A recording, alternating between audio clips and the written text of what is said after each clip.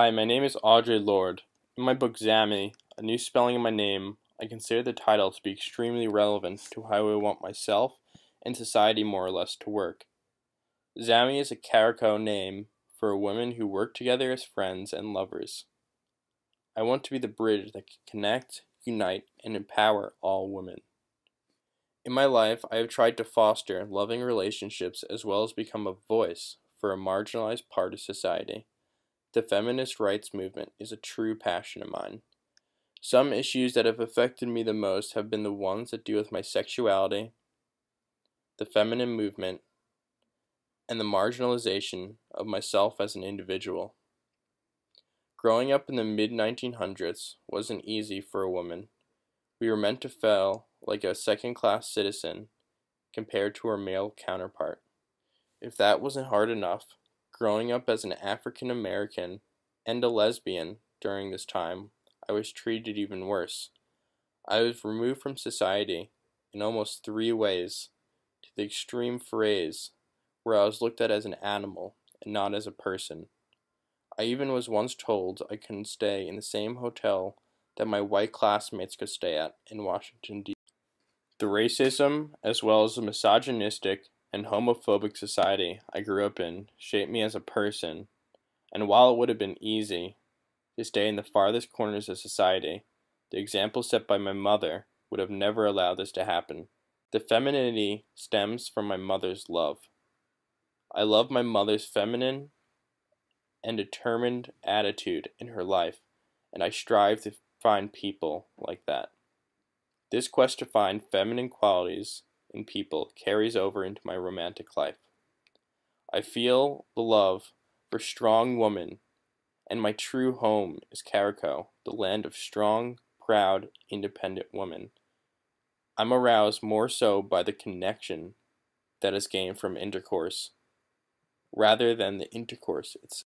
While all of society didn't know my sexuality, when it did, it seemed to disgust people. I had to develop a close-knit group of friends and supporters to stay strong, but it was tough to deal with the ridicule. It was hard enough to be black and female, and to be black, female, and gay. To be black, female, gay, and out of the closet in a wide environment, even to the extent of dancing and the bagatelle, was considered by many black lesbians to be simply suicidal.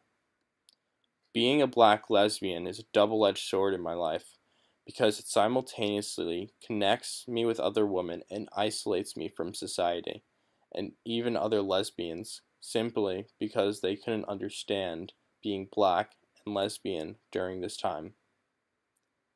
Even in a tense living environment in society, I still wanted to help others around me and find people that had the similar struggles that I have. I wanted to be the person who helped others going through similar struggles so we can all support each other.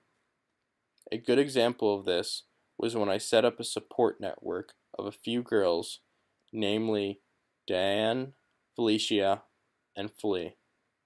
The goal of our group was to set up a mutual support network for women. We were to discuss issues that affected us in our everyday lives, as well as just be there for each other. We tried to build a community of sorts where we could, at the very least, survive within a world we correctly perceived to be hostile towards us. We talked endlessly about the best way to create that mutual support, which 20 years later was being discussed in the women's movement as a brand new concept. I did not like the fact that the white feminist movements couldn't give us the credit that we simply deserved for even coming up with this concept. This is an idea that should have been implemented in the feminist movement 20 years before. My life was one hurdle after another, but I truly feel like I made the best of it and helped others that really needed it. Many connections that I made with women, both just as friendships and as relationships, made me realize that the feminine strength in this world will triumph all the forces holding us down, and one day we will all be equal.